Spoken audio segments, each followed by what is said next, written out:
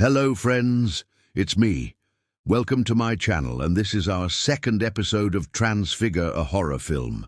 Just a reminder before we start that all the prizes have been shipped out. If you didn't get yours, it probably got lost in the mail. There's nothing I can do about it. Also, the Patreon members got their rewards yesterday, so if you want extra episodes early and other cool stuff, go over to our Patreon page and join up today. All right, let's get into this thing.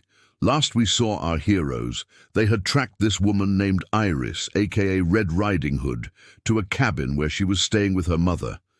As they approached the house, Jason decided to take a little detour into the woods. Turns out he was only pretending to take a detour because he really wanted to go pee. After relieving himself of his tension, he came across a clearing and discovered a pentagram with what looked like fresh blood in its center. Back at the cabin, Lexi had confronted the woman inside about the murder of Officer Dwight. The woman denied having anything to do with it, but Lexi wasn't buying it. She had found blood splatter on the woman's boots that matched Dwight's DNA. As Lexi continued to accuse her of being a killer, the woman, who had identified herself as Rachel, snapped and lunged for Lexi's throat. Luckily, Jason burst through the door just in time to stop her from killing Lexi. He tackled Rachel to the ground and held her down while Lexi called the police. As sirens wailed in the distance, Rachel looked at Jason and said, "Thank God you're here, Jason." Confused, Jason asked, "What? What do you mean?" But before Rachel could answer, the police arrived and hauled her away. Once they had her in custody, they turned their attention to Jason and Lexi. "You two are free to go," one of the cops said. "Thanks," Jason replied, scratching his neck. I don't think I'm going to be much help for you anymore," he told the cop. I gotta go change my clothes. I took quite the dump in the woods earlier." The cop nodded understandingly and walked away. Once they were alone again, Jason broke the silence. "You know," he said, "that was one weird conversation." Lexi laughed nervously. "Yeah," she agreed. "Real weird." She was still shaken from the attack. As she and Jason made their way back to the car, she kept glancing over her shoulder, half expecting Rachel to jump out of the bushes and try to kill her. When they reached the car, Jason opened the passenger side door for Lexi and helped her inside.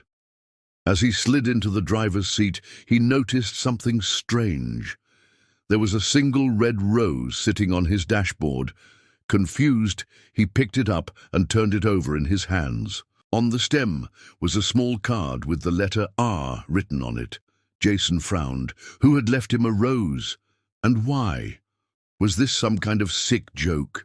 He tried to come up with who might have left it, but couldn't think of anyone. He started the engine and pulled out of the driveway. As they drove, Lexi couldn't stop thinking about the pentagram she had seen in the forest. It seemed almost ritualistic. She knew that Jason was trying to break into the occult, but she had no idea that he had gotten so far already. She had no idea how dangerous the world of magic was either. The day after the incident at the cabin, Jason and Lexi met up with Jimmy and Stevie at their favorite diner. They needed to debrief. Jason pushed his plate of food away.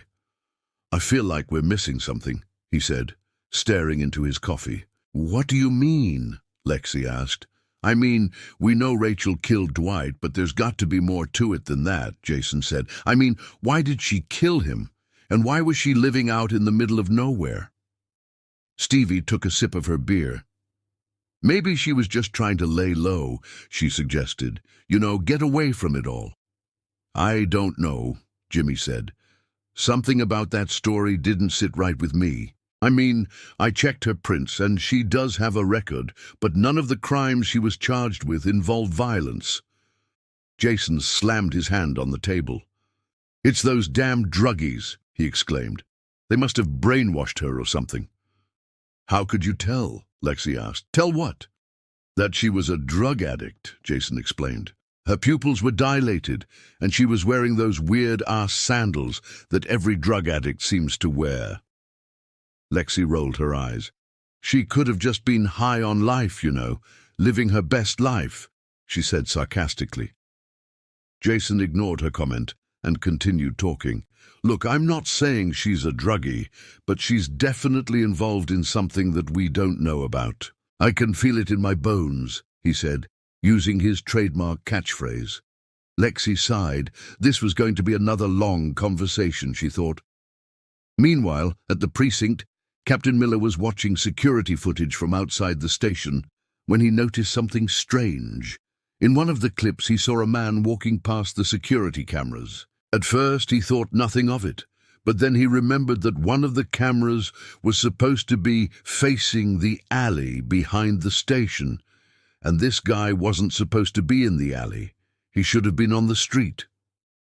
Curious, he pulled up the footage from the previous night. In it, he saw the same man walking into the alley. He must have snuck in through an unlocked door, he thought, but then he realized that all of the doors were locked at the time. No one was supposed to be in the station after hours. Captain Miller felt a chill run down his spine. Who was this guy, and what was he doing in the station? He brought the footage to his boss, Chief Thompson, who ordered a full investigation. Soon, Captain Miller's phone rang. He answered. "Yes, sir," he said. "We have a problem." Later that night, Jason and Lexi were watching TV in their apartment when they heard a knock at the door. "Who could that be?" Lexi asked, startled. Jason looked at her. "Don't worry," he said, trying to sound brave. "If it's those damn druggies, I'll protect you." He stood up and walked toward the door. "Yeah, that's right," he whispered. "Run along, little druggie. You're not going to scare me." Lexi shook her head and laughed. When he opened the door, they both screamed. Standing in front of them was a bloodied meat cleaver. Then a voice whispered, "Run!" To be continued. Hey everyone, thanks for tuning in to the second episode of Transfigure. If you enjoyed the story so far, be sure to tune in next week for the third installment. Also, don't forget to check out our podcast, available on various platforms. We'd love to have you join our growing community. Until next time, stay safe and don't believe everything you see on the internet.